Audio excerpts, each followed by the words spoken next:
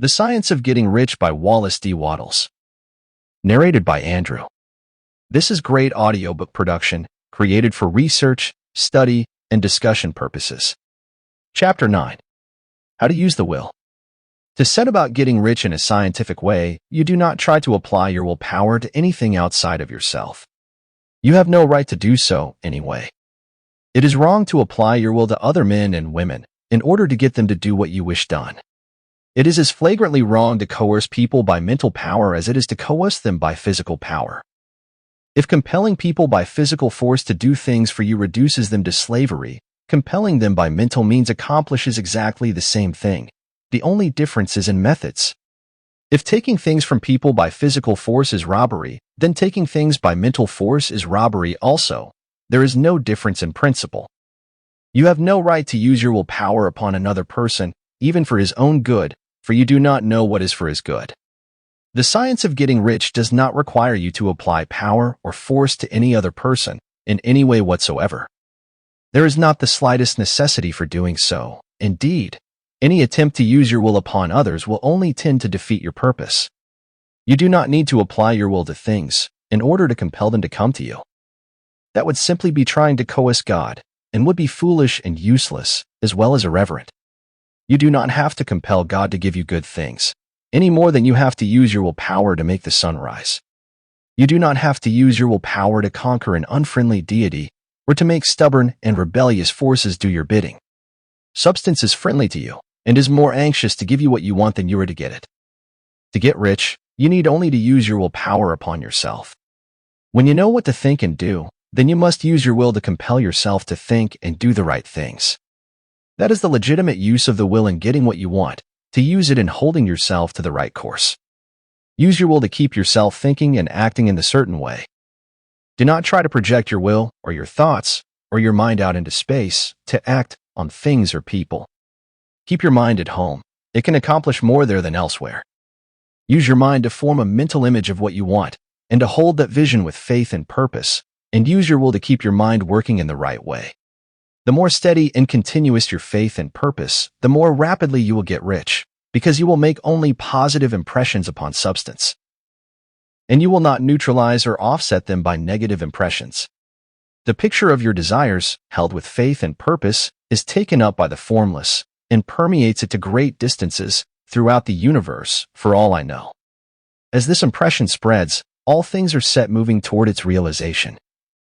Every living thing, every inanimate thing, and the things yet uncreated are stirred toward bringing into being that which you want. All force begins to be exerted in that direction. All things begin to move toward you. The minds of people everywhere are influenced toward doing the things necessary to the fulfilling of your desires, and they work for you, unconsciously. But you can check all this by starting a negative impression in the formless substance. Doubt or unbelief is as certain to start a movement away from you as faith and purpose are to start one toward you. It is by not understanding this that most people who try to make use of mental science and getting rich make their failure. Every hour and moment you spend in giving heed to doubts and fears, every hour you spend in worry, every hour in which your soul is possessed by unbelief, sets a current away from you in the whole domain of intelligent substance. All the promises are unto them that believe, and unto them only. Notice how insistent Jesus was upon this point of belief, and now you know the reason why. Since belief is all important, it behooves you to guard your thoughts. And as your beliefs will be shaped to a very great extent by the things you observe and think about, it is important that you should command your attention. And here the will comes into use, for it is by your will that you determine upon what things your attention shall be fixed. If you want to become rich, you must not make a study of poverty. Things are not brought into being by thinking about their opposites. Health is never to be attained by studying disease and thinking about disease. Righteousness is not to be promoted by studying sin and thinking about sin. And no one ever got rich by studying poverty and thinking about poverty.